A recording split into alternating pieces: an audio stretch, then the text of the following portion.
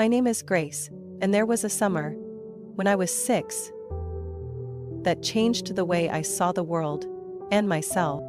That afternoon was so sweltering, the air felt like it clung to my skin.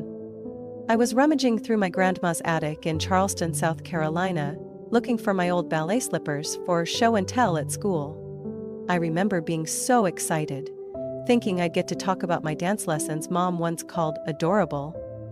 But what I found instead was a dust-covered, unmarked VHS tape sitting inside an old shoebox. Curious, I brought it downstairs to the living room, where the ancient VCR still sat under the curved screen TV. When the screen flickered on, there they were. My parents. Younger, beaming, their eyes filled with joy. "We're so thrilled to share this amazing news," my mom said, her hand resting gently on her belly. "After years of trying, we're finally having a baby boy." My dad, with the mustache he'd later shave, squeezed her shoulder and added, "The doctor confirmed it yesterday. A boy, finally an heir to the Rockwell name." Tears welled up in Mom's eyes as she smiled. "Our family will finally be complete." I sat there, legs crossed on the worn gray carpet, unable to look away from the screen. This wasn't a video of Mom pregnant with me. I knew that because the timestamp in the corner read 2009. But my younger brother, Ethan, was born in 2014. It hit me like a punch to the chest. If that tape was from 2009, and I was born in 2010, then that meant I was the first failed attempt. "Grace, what are you watching?" I jumped. It was Grandma Clara, standing in the doorway with a basket of neatly folded laundry. She looked at the screen, and for a moment, all the clothes slipped from her arms and spilled across the wooden floor. "Oh, sweetheart," she gasped, rushing forward to turn off the TV. "You weren't supposed to see that." I looked up at her, voice barely a whisper. "They always wanted a boy. From the very beginning." She knelt down, her knees cracking, but she didn't care. She pulled me into her arms, smelling of lavender and old-fashioned soap. But this time, even her warmth couldn't stop the tears from falling. "Sometimes adults get stuck on what they think they want," she murmured. "But that doesn't define who you are." I pulled back and looked her straight in the eyes. "Is that why they sent me to live with you?" I asked. "Because I wasn't the boy they wanted?" She said nothing. Not a word. Just silence. And in that silence, I got my answer. For a whole year, I'd been living with Grandma Clara. I used to think it was because I was special. That I helped her with gardening and baking because I was capable. Because I was trusted. But now, it was clear. They were starting over. With the right child. That night, she tucked me into bed, brushed the hair from my forehead and whispered, "No matter what happens, you'll always have me." I nodded, but something inside me cracked. The little girl who used to chase after her parents' hugs and praise. She was gone. In her place, someone else began to emerge. A child who understood that love didn't always come fairly, and if it wasn't given, maybe it had to be taken. I didn't know it then, but that was just the beginning of a long game I was about to learn how to play. And I was going to play it very, very well. 2 years after I found that tape, I returned to the house I once called home. I was 8 then, old enough, according to my mother, to lend a hand. I still remember that day clearly. Fall had come early to Tennessee, golden leaves covering the walkway up to the porch. My dad opened the door with a stiff smile, and my mom gave me a quick hug, before rushing to get Ethan, my little brother, out of the car. "You'll love your new room," she said as I stepped inside. But I froze in the hallway. The room that used to be mine. The mint green walls, the star stickers I had carefully arranged, was gone. The walls had been repainted in a bright orange. My old desk was replaced with shelves full of toys and a train-shaped tent. "We thought Ethan needed more space," my mom explained, avoiding eye contact. "You'll be in the guest room at the end of the hall. It has great lighting." That room had once been for guests. Small, no windows, no pictures. Just an old wooden bed and a creaky dresser. I nodded, because that's what a good girl was supposed to do. But inside, something cold began to settle. During those first few weeks, I nearly disappeared into the background. Everything in the house revolved around Ethan. When he slept, when he ate, when he played, even when he pooped on schedule. Grace, go soothe your brother. Grace, watch Ethan while I run to the store. Didn't you see him putting that in his mouth? I became a living radar for every move the energetic 2-year-old made. One sweltering afternoon in June, my mom shoved a water bottle and snack bag into my hands. Take Ethan to the park, he needs to run around. I strapped him into the stroller, even though he kept wriggling to walk. We headed to Birchwood Park, about 10 minutes from home. I chose a bench under a shady tree, eyes still locked on his wobbly steps. Then I heard a familiar voice. Grace, is that really you? I turned, it was Mia. From preschool. Her red curls were just like I remembered. She beamed. Everyone said you moved away, you missed so much. We chatted for a few minutes, about old teachers, the upcoming school fair, and the new band program. But then, a scream cut through the air. Ethan! I ran. He had climbed near the top of the pirate ship slide. Arms flailing, barely balanced. I didn't reach him in time. The sound of him hitting the ground froze everything inside me. His left arm swelled, and blood trickled from his knee. A stranger called an ambulance. I was in shock but still held him close, whispering through tears. The hospital was only 10 minutes away, but it felt like a lifetime. When my parents arrived, I stood waiting. Shirt stained with blood, eyes red and puffy. My mom saw Ethan's bandaged arm, then turned to me, her face pale. What happened? What did you do?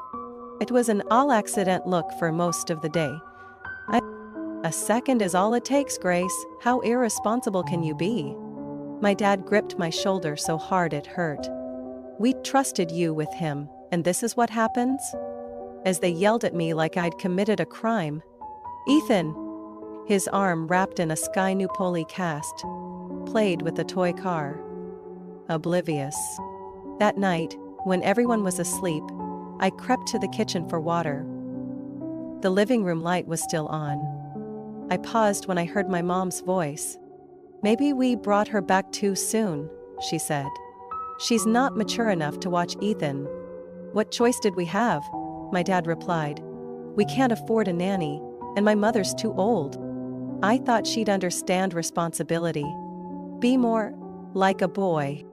I stood there, back pressed against the wall, fists clenched so tight they ached. I wasn't the heir. I was the backup plan. I didn't go back to my room. I walked into Ethan's, standing in silence as he slept peacefully under a soft yellow nightlight. I didn't blame him, but he was living the life I never had. Back in my room, I picked up the phone Grandma Clara gave me for emergencies. My thumb hovered over her name. Then I put it down. No. I couldn't keep running.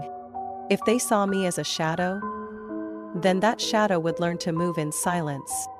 And I'd make sure they never dared to underestimate me again. When I was 13, I learned something important. The people who claim to love you the most are sometimes the ones quietly planning to push you out, systematically, without ever saying a word. That night, I left my room because I was too hungry to sleep. The kitchen was at the end of the hallway, just past my father's study. A room always kept shut, smelling of pine wood and stale tobacco, soaked into old investment ledgers. The door was cracked open, a faint strip of light spilling out. I froze when I heard his voice. You know, the market's doing pretty well these days, he said in that steady, low tone. If we start shifting money now, Ethan's college fund could hit 80 grand by the time he's 18. I held my breath. Mom replied, her voice barely above a whisper. And what about high school? You still like St. Jude, right? They've got a strong athletic program, great for NCAA scholarships. I stood paralyzed. Ethan was only 6. He'd just finished kindergarten. I was starting 8th grade next year. No one had ever said a word about me. No plan, no savings. "What about Grace?" Mom finally asked. Her voice so soft I almost missed it. "She's starting high school soon." "Public school is good enough. She's smart. She'll get scholarships," Dad said. Then he added something I'd never forget. "Worst case, community college. Saves money." I had to press myself against the wall to keep from collapsing. That phrase, "saves money," cut deeper than any insult. The next morning, Mom was cutting Ethan's pancakes into perfect little squares, while Dad quizzed him on multiplication. I sat across from them, staring at my soggy cereal, with a rising nausea. "I got a perfect score on the biology test," I said, trying to keep my voice even. "Mr. Jordan said it's the highest he's seen in 3 years." Mom nodded without looking up. "Ah, that's great, honey. Don't forget you're watching Ethan today," Dad added. "We've got that meeting with his coach." I set my spoon down. The clink against the bowl was sharp, deliberate. "Actually, I can't. I have a prep session with the AP group. If I pass the test, I can take college-level classes next year." This time Mom looked up, her brow furrowed. "Since when?" "Last month, I told you 3 times." They exchanged glances. Neither remembered. Of course they didn't. "Reschedule it," Dad said, still not meeting my eyes. "This meeting is important for Ethan's future." And something in me shattered. Then reformed. Like molten glass, cooling into a blade. "What about my future?" I asked, my voice strangely calm. Silence gripped the kitchen. "Grace," Mom said sharply, "you're overreacting." I asked one simple question, I said. "Why does Ethan get a college fund, a private school, a personal coach, and I get a windowless room, and the excuse that, 'She's smart, she'll figure it out'?" Dad set his coffee cup down, gently. But his stare cut like steel. "You're making this more complicated than it is. This family has always supported your education." I laughed. It sounded nothing like laughter. "Really? Then why did I overhear you talking last night about sending Ethan to private school while I go to community college? Because it's cheaper?" Mom's face drained of color. Her hands trembled slightly. "You were eavesdropping?" "No. I was existing in this house." I stood, the chair scraping loudly against the tile. "But don't worry, I get it now. Ethan is the investment. I'm the consequence." I turned and walked out, ignoring her calling my name. On the way to school, I made a decision. If they wanted me to be independent, I'd show them what true independence looks like. I wouldn't need them. I wouldn't wait for their approval. I would go farther than anyone in this family ever dreamed. The day I got my acceptance letter from Stanford, I didn't cry. I just stood frozen in the middle of the kitchen, clutching the heavy envelope with its embossed seal. Full tuition, housing, books, everything covered. I had done it. Without them. Without anyone but myself. I placed the envelope on the table just as my parents and Ethan walked in after baseball practice. Mom set down the sports bag. "What's that, Grace?" "I got into Stanford, full scholarship." "Oh, that's great," she said with a quick smile. "Richard, did you hear? Grace got into college." "Yeah," Dad replied, eyes still on the little trophy in Ethan's hand. "Good for you. But how are you planning to survive in California? It's expensive." "I have the scholarship," I said, trying to keep my voice steady. "And I've been saving since 6th grade." "Ah," Dad turned away, his tone suddenly evasive. "About that, there's been a change." I went cold. "What kind of change?" Mom stepped forward, pulling a stack of letters from the drawer, her voice shrinking as if bracing for impact. "We had to use that money for Ethan's summer training. Pro teams expect private coaching and specialized camps." "That was my money," I snapped, each word cutting like a blade. Money I saved from tutoring, birthdays. Every dollar Grandma Clara ever sent. Dad folded his arms. It was in a joint account under our names. Legally, it's still family property. I stared directly at them. Family? You don't even have a photo of me past the age of 6 on the wall. That night, I called Grandma Clara. I couldn't keep quiet any longer. She arranged to meet me at the hospital, still recovering from knee surgery. There's something you need to know, I said when I arrived. The money you've been sending every month. I never got any of it. Her face went pale. What did you say? Mom and Dad told me I didn't need it. They took it all. For Ethan. Her hand trembled, but her voice was steel. Can you send me the bank statements? I nodded. She squeezed my hand gently. Grace, listen to me, she whispered. This ends now, let me handle it. 3 days later, my parents walked into her hospital room with a bouquet of flowers and fake smiles. They had no idea I was behind the curtain. We heard the surgery went well, Mom said sweetly. We wanted to ask if you could help Ethan with some tuition again. He's got a huge opportunity and we just... Get out of my room, Grandma Clara cut in, her voice ice cold. Even the nurse nearby froze. Mom blinked. Mother, what's wrong? I know everything. The $500, 0 cents. Every month. The savings Grace worked so hard for.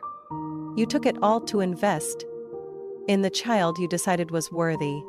We only wanted the best for both of them. Don't lie to me, she snapped. You only cared about Ethan. You treated Grace like a shadow, worse than a stranger. I stepped out from behind the curtain and stood beside her. My parents turned ghost white. Ever wanted was to go to college, I said. Not a mansion, not a car. Just a future of my own. Grace, my mother stammered. You don't understand. No, Mom, you don't. I pulled out the printed statements. It's all here. Enough to take you to court. But I won't. That's a relief, Dad exhaled. Not because I'm letting it go, I said, turning away. But because I don't want anything more to do with you. Good luck raising the child you bet everything on. On the way home, Grandma Clara held my hand tightly. You did the right thing. But it's not over. They'll come back when they need something. I know, I said, eyes fixed on the road ahead. Next time, I'll be ready. I'm not chasing the money back, but I will reclaim the worth they tried to erase. Stanford wasn't a place to rest. For me, it was a battlefield. A place I had to fight every single day just to survive, without letting anyone see how exhausted I truly was. I juggled 3 jobs, teaching assistant by day, coffee barista in the mornings near campus, and freelance data entry at night. Some nights I got only 2 hours of sleep, my hands shaking as I held my pen. But I still walked into class with the same practiced smile. No one knew I had less than $10 in my wallet. No one knew I'd been living off dry bread for 3 days because tuition had gone up. But I didn't back down. I couldn't. Every time I wanted to quit, I remembered the look in my dad's eyes when he said, community college is good enough for her. I remembered my mom slicing pancakes for Ethan while I buried my face in textbooks, and no one asked if I needed anything. I remembered the bank statements, empty accounts, silent betrayals. I turned the pain into fuel. 5 years after stepping foot on Stanford's campus, I stood on the 22nd floor of a glass building in San Francisco, in the office of a top investment firm. My business card read, Senior Financial Analyst, Grace Rockwell. I made it. On my own. I had my own apartment, overlooking the bay, a 6-figure savings account, and, at last, a real family. I met Owen at a sustainable finance conference. He wasn't like anyone I'd known. No bragging, no guessing my intentions. He listened, patiently, and never flinched at the darker parts of my story. We married a year later, with only Grandma Clara as our witness. Finn was born on a rainy day in early spring. Holding him in my arms, I felt something I had never received from my parents. Unconditional love. Not tied to gender, performance, or image. Just love. For being. I thought I had closed the door on the past. Until the email arrived. "Hi, sweetie. It's Mom. Your dad and we're in trouble. Ethan's been arrested. We need your help." I reread it, thinking I'd misread, but then another came through, along with a local news link. Former high school athlete accused of embezzling over $60,000, 0 cents from team funds. "Ethan, are you going to respond?" Owen asked when I showed him the messages. I didn't answer. I looked at Finn sleeping peacefully in his crib, his tiny hands twitching like he was dreaming of clouds. "If it were really about me," I said, "they wouldn't have waited until now to reach out. And now they want money." I nodded. $50,000 for legal fees. "You don't owe them a thing, Grace." I knew that. But what kept me awake that night wasn't the money. It was the memory of a gap-toothed little boy who used to wrap his hand around mine at the park. He hadn't asked to be the chosen one. I almost sent the money, until the second line appeared on the pregnancy test. I was expecting again, and suddenly, every trace of hesitation vanished. I couldn't repeat the cycle. I couldn't teach Finn that love means being used by people who call themselves family. I sat down and wrote my response. "I'm not your fallback. I'm not the family ATM. I'm not the forgotten daughter. I'm a mother. And my child will grow up in a home that understands fairness." Then I blocked every number, every email, and transferred the $50,000, 0 cents, into Finn's education fund. The difference was this: no one else could touch it. No shared accounts. No loopholes. I made a promise to myself. The past doesn't get to repeat, not even once. I never planned on returning to the old house in Franklin. But then Grandma Clara was diagnosed with early-stage heart failure, and during a quiet November afternoon call, said gently, "This might be the last Thanksgiving we're strong enough to sit at the table together." I couldn't say no. For her, not for them. That evening, wearing my long brown coat, I held Finn's hand as we walked through the wooden door that had slammed in my face so many times as a child. The scent of turkey and pumpkin pie mingled with the same stiff air I'd breathed for years. My mother hugged Finn tightly. "He's growing so fast. Just precious." My father simply nodded, eyes fixed on a football game on the TV. Ethan sat beside him with a beer can in hand, acting busier than he was. I was greeted like an old coworker showing up to an office reunion after a decade away. Only Grandma Clara was genuine. She pulled me into the kitchen, eyes slightly red but her smile warm as ever. "Thank you for coming, Grace. This dinner is for you." We sat down at 6 p.m. Finn chattered away about his new preschool and the neighbor's dog, Spike, then suddenly turned to my mother. "Grandma and Grandpa only call Mommy when they need money, like a walking piggy bank." The air cracked like shattered glass. My mother chuckled nervously, her lips twitching. Kids have such wild imaginations. Owen set down his wineglass and looked at me. I knew that look. "If you want to leave, I'm right behind you." But not this time. I placed my fork on the plate and slowly stood up. "Finn isn't imagining anything," I said, my voice calm to the point of eerie. "He listens. He remembers. Something my parents never managed to do with me." My father frowned. "This isn't the time to dig up the past." "I think it's the perfect time," I replied, then turned to Ethan. "Do you know where your college fund really came from?" Ethan looked puzzled. "Mom and Dad said it was investment returns since 3rd grade." I nodded. "Partially true. The rest came from the college fund I started saving in 6th grade. Plus, all the money Grandma Clara sent me every month." Ethan turned to our parents, stunned. I went on. "Remember that video you recorded while Mom was pregnant? When she said, Finally a boy, now our family will be complete. Your first daughter heard that when she was 6 and knew she was just the draft. Mom started crying, her hands trembling. You don't understand. No, Mom. You don't.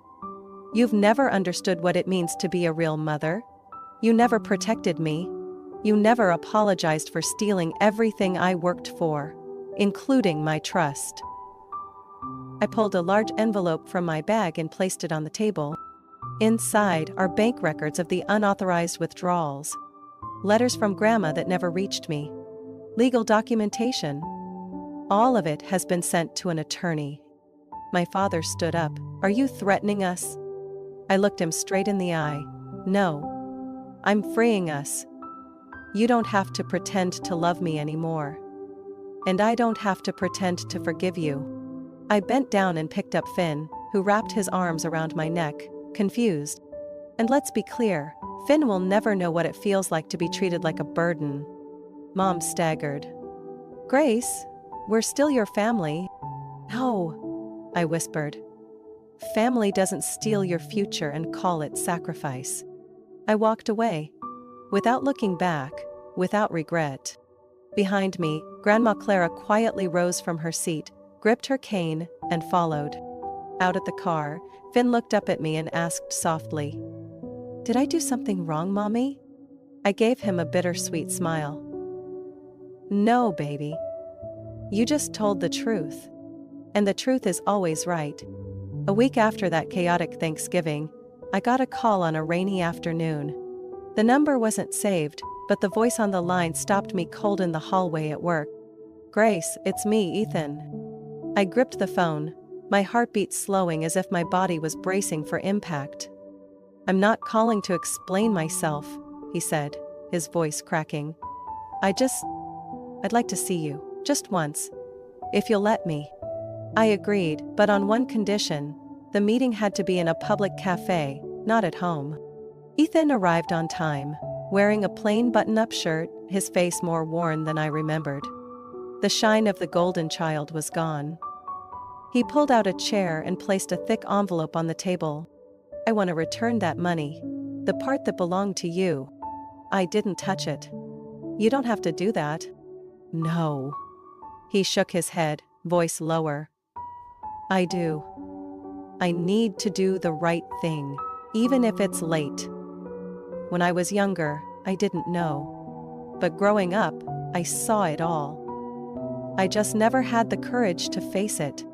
I looked at him for a long moment. Use that money to become better. Do something that helps someone other than yourself. That's how you make things right. Ethan lowered his head, unable to hold back the tears anymore. I left the cafe with a lighter heart. Though the past was never something you could just fold up and file away. That night, I sat alone in my home office, warm light from my desk lamp glowing over 2 blank sheets of paper. I knew it was time to write. Not for revenge, but for closure. The first letter was to my parents. Short, without cruelty. I'm returning ownership of the house in Franklin. Consider it payment for a lifetime lesson. Never let anyone else define your worth. That house was where I became invisible. Now, it no longer holds power over me. Use it to live. Or to reflect. Your choice. The second letter, I wrote to Finn. I sealed it in a blue envelope, handwriting slanted across the front. To be opened on your 18th birthday. My dearest Finn. If you're reading this, it means you've officially become an adult, at least on paper. I hope you've kept your kind heart and clear eyes. I want to tell you a story. The story of a girl who once believed she had to work twice as hard just to deserve love. But she learned something powerful. Real love never comes with conditions. In the family I grew up in, love was reserved for sons, for success, for appearances.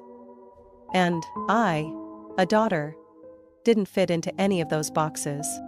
They took from me money, opportunity, recognition.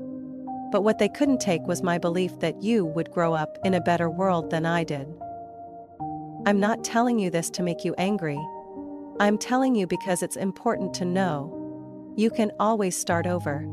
You can choose differently. Never let anyone, not even me, decide who you are. Love with an open heart, but stay sharp enough to protect it. With all the love I never got, Mom, Grace. I placed the letter in a locked drawer. No one would read it before the time was right. The following week, a thick envelope arrived at my San Francisco address. Inside was the deed to the old house in Franklin, signed over to me by my parents. They'd filed for bankruptcy. It was all they had left. I looked at the papers for a minute, then placed them in the drawer. Unsigned, unanswered. That evening, Finn wrapped his arms around Grandma Clara in the kitchen, both of them laughing as the cookie batch burned on the edges.